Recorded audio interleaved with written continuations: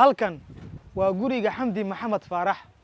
waa ardayad sanadkan qalin jibisay oo waxa ay ka qalin jibisay fasalka saddexaad ee dugsiga sare waxaana ay gashay imtixaanka dawladda maanta gurigan waxa ka jirta murugta Xamdi kadib markii kufsi loogu geystay magaalada Muqdisho isla mar ahaantaasina la dilay waxaan idin soo gudbin doonaa daawadayaal warbixinta dhabta ah iyo sida u dhacay kufsiga Xamdi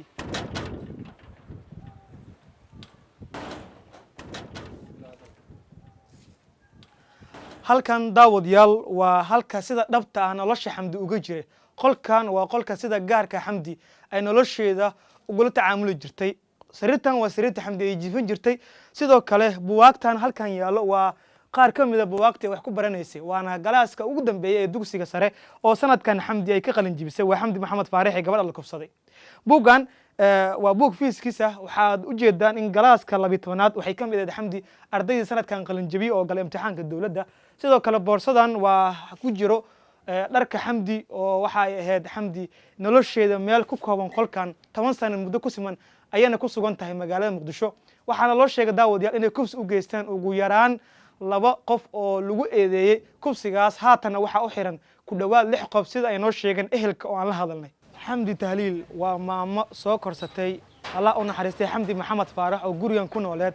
waxa ay TV-ga Shabeelle faahfaahin ka siinaysaa siday wax u dhaceen iyo Xamdi sida loo kufsaday dilkeedu sida u dhacay Xamdi waxaan ka ogahay inna lillahi wa inna ilayhi raaji'uun baan leenahay waa dhacdo xanuun badan oo qofka Soomaaliyeed ay ku dhacdana aad u xanuujinayso waana midaan la isweydiin qof kasta ay ku dhacdo waana dhacdo xanuun badan dhacdadan ugu dhacdaanaka waxa ku dhacay caday maxay ahaayeen waxa ku dhacay kulay anaga in dabaq laga soo tuur 8 biyaanaha loo sheegay waa gartay waa ka kufsi ma jiraa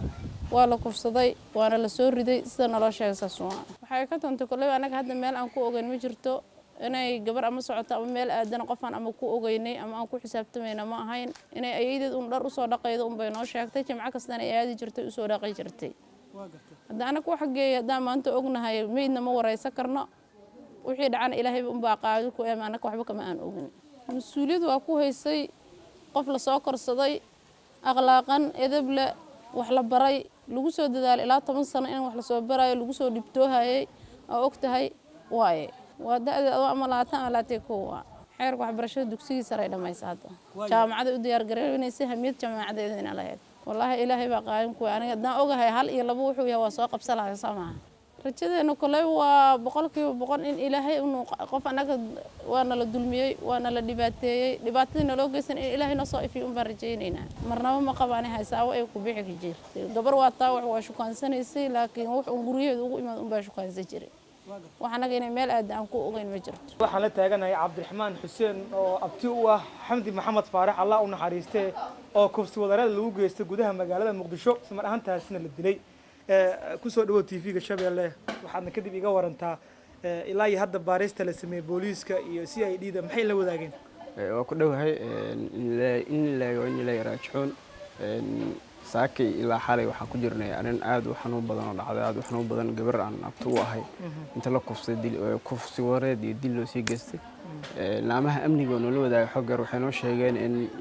ilaa saakay la hadda ay qabteen dad ilaa 6 qofood lagu qiyaasay oo 2 dumar yihiin oo dadka hoteelka iyo ka shaqeynaya tahay oo ayaga xogtaas ay ugu soo gudbiyeen gabadhana sidaan macnaha baaritaanada ku sheegnay waxa kufsi loogu geystay 2 ilaa 3 nin oo kufsi wareed u geysteen laamaha amniga marka intaas ay noo xaqiijiyeen wali ay dhahan